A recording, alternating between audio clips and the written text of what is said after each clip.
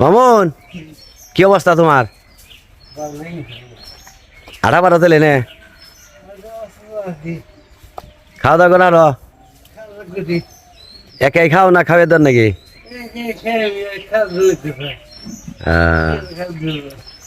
ভালো, আস্তে আস্তে আহ। এটা হলো আমার ছোটবেলার বন্ধু মানুষ, আমার সাথে খুব চলাফেরা করতো। হঠাৎ করে একটা গাড়ি দুর্ঘটনায় এই অবস্থা হয়ে গেছে।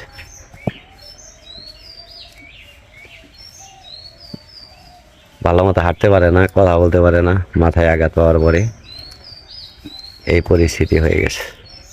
এই তো মানুষের জীবন, কে কতক্ষণ বেঁচে থাকে।